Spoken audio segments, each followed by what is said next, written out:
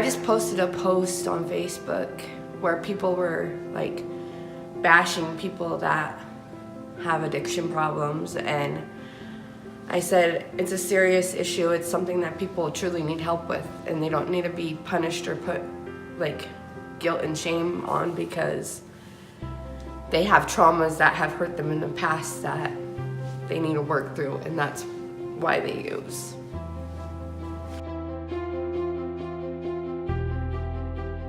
Flourish Bakery is a bakery for addicts in recovery or people with incarceration backgrounds so that we can learn better ways to do better things with our life.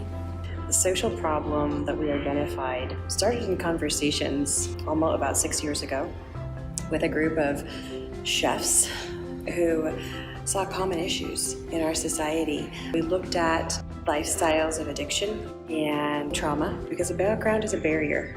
It's a barrier to opportunity. It's a barrier to housing. It's a barrier to job, employment, to training. So we're trying to eliminate those barriers. What was happening is that individuals who were coming out of residential rehabilitation needed more support, needed the job skills, needed a community where they could start life again and bridge back into what we might call standard society. The other side of that was that we have a huge deficit in our sector of employment in baking, pastry, and culinary arts, where there's a number of jobs open, but individuals don't have skills to apply for them. So we were able to bring both sides of that equation together in a natural solution. So I go to Odyssey House Outpatient, and they were just talking about this bakery that was going to start and that they think it would be good for us, and I was working construction and I hated it because it was winter time. So I filled out an application and I brought it into Amy, my boss, and I met with her a few times, made sure that I wanted to do this and this is what felt right to me, and I chose to be at Flourish Bakery. It's a 12-month training program in life skills and job skills, and you have an externship after that, which offers you the opportunity to engage your skills in a larger educational community with a hotel, a resort, another bakery.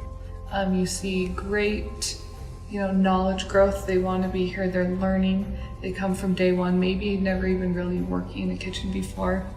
We have to go over what ingredients are and what, TSP stands for and how do you measure a teaspoon and, all of those kinds of things, to the fact of giving them the opportunity to create their own recipes and running production for farmers markets and building wedding cakes and all sorts of things. It's gone by so quickly. I don't have a high school education, and I really have not had a job where I've learned where I can make good money. Like, it's either been fast food or clubs.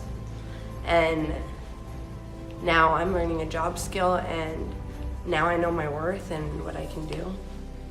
What I would say to people who, kind of live in their own little bubble about recovery is that they're humans just like the rest of us. They have gone through some trying experiences that have left them in, sometimes some really hard spots in their life. And they've realized that, and that is why they are in recovery, and that is why they are doing what they are doing. And they're working hard just like the rest of us, and we need to be there to help them. It can be scary, it can be very uncomfortable, and it's going to push you out of your comfort zone, but it's totally worth it. Well, working for Flourish helps me stay sober because we have group every morning before we start work, so we can talk about our problems, get everything off our chest, and have a better day, and they help us work through our problems. So that's what's helped me stay sober. With Erica, we've definitely seen a difference. We call her Erica 2.0 now.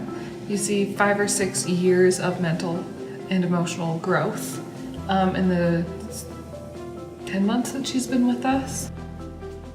What I would say to the Salt Lake community to help people recover, you need to be there for them, not do things for them, but mentally be there for them. Addicts are brothers, sisters, mothers, fathers, kids, and they just want to be loved and helped. Because we're a social enterprise, we're able to bring in donations, but we're also able to bring in our own income. And we do hope to, once we are able to have a full operating bakery, to be fully sustainable and actually have some of that extra revenue go back up into Unshackled and hopefully open another social enterprise.